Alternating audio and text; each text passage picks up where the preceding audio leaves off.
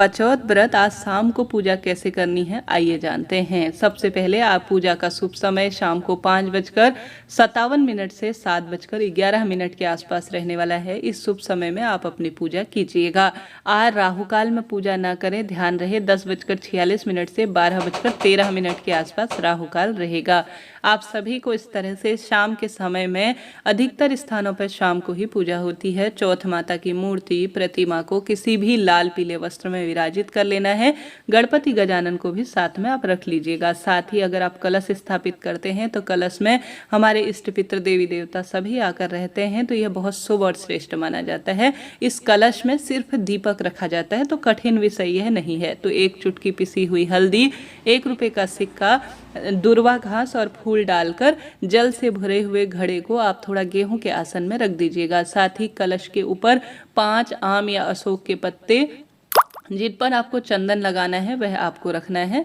और साथ के साथ जिस तरह से मैं एक दीपक लगा रही हूँ गेहूं के ऊपर, इस तरह से आपको रखकर इस कलश के ऊपर रख देना है। ओम श्री गणेशाय नमः, चौथ माता की जय कहते हुए इस पूजा को आप शुरू कर लीजिएगा। सबसे पहले आप यहाँ पर प्रार्थना करें कि हे प्रभु, मेरी इस पूजा को, मेरे चतुर्थी व्रत को संपन्न करें, ऐसी आपको प्रार्थना करनी है। आज शाम को चंद्रमा कितने बजे दिखाई देंगे? आज शाम को चंद्रमा 8:13 के आसपास हर एक क्षेत्र में दिखाई देने लग जाएंगे। ठीक है जी, यह बात हो गई।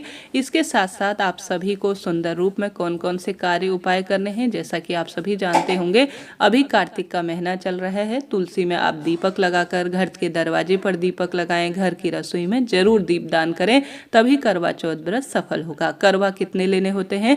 1 करवा मिट्टी या चीनी का आप ले सकते हैं, जिसमें आपको ड्राई फ्रूट भरने हैं। उसमें आप सभी जो है इस तरह से, अगर आपके यहाँ सरई या जो है सीख जो ली जाती है वह लेनी है, और उसमें जो है आप सभी सामान्य तौर पर उसे रख सकते हैं या कॉटन से इस तरह से भी कर सकते हैं। दूसरे जो है करवे में आपको जल भरना है, इसी से आप चंद्रमा को अर्घ्य देंगे। कलश के ऊपर आप सभी, दोनों कलश के ऊपर कोई फल मिठाई इत्यादि रख सकते हैं, खाली खुला ना छोड़े। ठीक है, इस तरह से थोड़ा गेहूं का आसन देकर दोनों करवों को पूजा स्थल पर रख लीजिए। स्नान का भाव करते हुए सबसे पहले गणेश जी पर, चौथ माता पर, सभी पर आप जल का छिड़काव करें और मन ही मन मेरा व्रत सफल हो ऐसी प्रार्थना करते हुए सबसे पहले गणेश जी को चंदन लगाएं। फिर महादेव जो मूर्ति प्रतिमा में है, या जो है जो चौथ माता है, सूर्य चंद्र देवता है, उन पर चंदन, अक्षत, रोली, चंदन, मौली, अक्षत इत्यादि सभी चीजें एक एक करके समर्पित करें। चौथ माता की मूर्ति प्रतिमा पर वस्त्र रूपी कलावा और चुन्नी इत्यादि समर्पित करें, फूल माला समर्पित करें। गणेश जी को दुब घास समर्पित करते हैं तो बहुत शुभ माना जाता है। इस दिन कौन कौन से उपाय करें?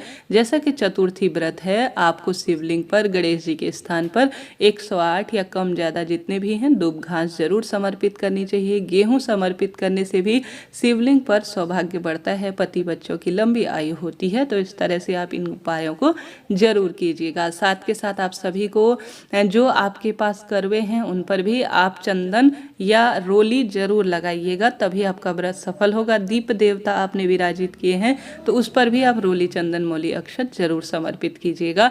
बहुत शुभ और श्रेष्ठ माना जाता है। करवा चौथ व्रत बहुत सौभाग्य का है। कुंवारी लड़की भी और सुहागिन महिला सभी इसी तरह से शाम की पूजा को पूर्ण कीजिएगा। आपकी इच्छा अनुसार आप जो जो वस्तु का इंतजाम कर पाए हैं वह सभी चीजें भगवान जी को समर्पित कीजिएगा। सास का बायना कैसे निकाला जाता है? जो आप सूट, साड़ी अपनी इच्छा अनुसार लाए हैं सास के लिए, उसमें कुछ दक्षिणा रखकर, कुछ न कुछ आप सभी जो है सुहाग सामग्री रखकर अपनी सास के लिए पूजा स्थल पर पहले इसे रखें। इस पर भी रोली, चंदन, मौली का छिड़काव जरूर करें। 1 करवा आपको लेना है, करवे में दीपक रखना है और इस पर भी, करवे में भी रोली चंदन का छिड़काव कर कर, अर्थात उस पर लगाकर पूजा स्थल पर जरूर रखें। यह सभी चीजें आज के दिन पूजनीय मानी जाती है, इन्हीं से हमारा व्रत सफल होता है। तो इस तरह से आपको करवा चौथ व्रत की यह पूजा कर लेनी है। अब थोड़ा सा गेहूं हाथ में आपको लेने हैं। उससे पहले आप सभी देखिए, यह जो मैं सामग्री दिखा रही हूँ स्क्रीन पर, यह सुहाग की सामग्री है, जो गौरा माता का ही स्वरूप है चौथ माता। उनको आप सभी को इस तरह से कम ज़्यादा जितनी भी है इन चीज़ों को समर्पित करना है। साथ में गेहूँ जरूर से समर्पित करने होते हैं, पूजा में रखने होते हैं। बाद में इन गेहूँ को और यह जो सुहाग की सामग्री है आप अपने साथ, जो पूजा स्थल पर आपके साथ है उन्हें, या आपके साथ जो भी हैं, जैसे आपकी देवरानी, जेठानी या आप पंडिताइन को जिसे भी दान देना देना चाहती हैं, सौभाग्य की चीज़ें हमेशा हमारे साथ चलती हैं और व्रत को सफल बनाती हैं, तो आप सभी इन चीज़ों का दान जरूर करिएगा। पहले गौरा माता अर्थात चौथ माता को समर्पित करें, बाद में इन्हें दान कर दीजिए, तभी आपका व्रत उपवास सफल होगा। भले ही कम चीज़ें दान करें सुहाग की, परंतु दान जरूर करें। कहीं मंदिर पंडिता इनको नहीं कर सकते तो घर पर ही आपके आस पड़ोस में सुहागिन महिलाएं हैं तो उन्हें दान कीजिएगा।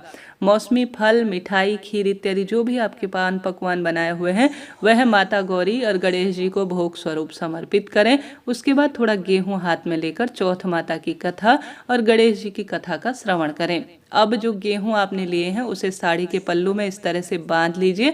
आप चाहें तो इसे जो चंद्रमा को अर्घ देने का हमारा जल का करवा है उसमें भी आप डाल सकते हैं। शाम को जब चंद्रमा दिखाई देंगे तो आप चंद्र देवता को इन्हीं के माध्यम से जल चढ़ाएंगे। आगे बताऊंगी कैसे जल चढ़ाया जाता है। अब करवे कैसे फेरने हैं, इस तरह से अपने दोनों हाथों को क्रॉस कर लीजिए। ध्यान रहे करवे आपस में टकराने न पाए। एक करवा जो गौरा माता का है और एक करवा आपका जो है, इस तरह से हाथों को क्रॉस कर कर आपको बोलना है सौभाग्य दे माता, सुहाग दे माता, सौभाग्य दे माता, सुहाग दे माता। ऐसा कहते हुए एक स्थान से दूसरे स्थान पर आपको करवा 5 बार या 7 बार आपको रखना है। जो आपका वाला करवा है वह गौरा माता के स्थान पर आ जाएगा और गौरा माता वाला करवा आपके स्थान पर आ जाएगा। इस तरह से करवा बदलने की यह परंपरा है।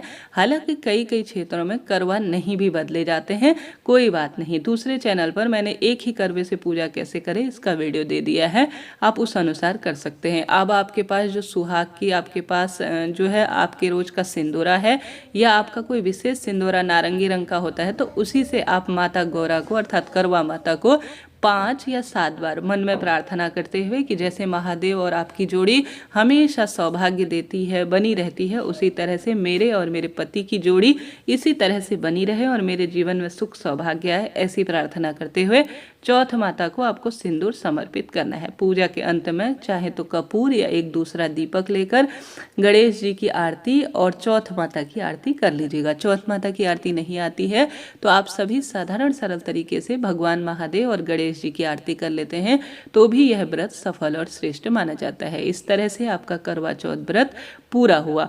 अब आप सभी को जो है इसके बाद इसी दीपक से सभी देवी देवताओं को आरती देनी है। घर में इसी दीपक को आपको घुमाना है और साथ ही एक जल का लोटा लेकर 3 बार इस जो है जो आपने दीपक लगाया है उसमें जल घुमाकर जमीन पर छोड़ देना है। इस तरह से यह करवा चौथ व्रत की पूजा हुई। भूल चूक के लिए क्षमा प्रार्थी हो जाइएगा। जो यह पूजा चौकी है यह सुबह आप हटाएंगे, रात्रि को नहीं हटाएंगे। इसमें से जो सास की थाली है और ड्राई फ्रूट से भरा हुआ गौरी माता का करवा है उसे आप अपनी सास को दे दीजिएगा। सुहाग सामग्री दान कर दीजिएगा। पूजा में जो आपके पास करवा माता की मूर्ति है वह हर साल काम में ले सकते हैं। कलश के अंदर जो जल है उसे घर में छिड़काव कर दीजिए। साथ के साथ आप सभी सुहाग जो है इस तरह से माता गौरा से जूठा सिंदूर लेकर अपनी चूड़ी में और साथ ही अपने माथे पर धारण करिएगा, लाभ होता है। इस तरह से यह पूजा की विधि है। अब शाम को जब चंद्र देवता दिखाई दे तो आप सभी को सबसे पहले स्क्रीन पर देख पा रहे हैं एक जल का लोटा लेना है। साथ ही आपको लेने हैं गेहूं और जल का लोटा लेकर आप छत पर चले जाएं। साथ में एक दीपक ले लीजिए, थोड़ा सा मिठाई और रोली, चंदन, मोली, अक्षत इत्यादि लेकर सबसे पहले आप सभी चंद्र देवता को जल चढ़ाएं। उसके बाद एक स्वास्तिक बनाकर एक दीपक लगा लीजिए। उसके बाद चंद्र देवता प्रत्यक्ष देवता है, रोली, चंदन, मोली, अक्षत समर्पित करें और थोड़ा सा मिठाई इत्यादि का भोग लगाएं और उसके बाद 3 बार या 5 या 7 बार परिक्रमा कर कर ओम सोम सोमाय नमः कहते हुए चंद्र देवता की पूजा कर लीजिएगा। बाद में सुबह जो यह प्रसाद है इसे गौ माता को खिला दीजिए। अपने पति को तिलक लगाएं, उनके चरण स्पर्श करें, उनके हाथ में मौली बांधे और जो है अपने पति के हाथ से पानी और मिठाई खाकर अपना व्रत खोल लीजिएगा। ठीक है जी, यह बात हो गई।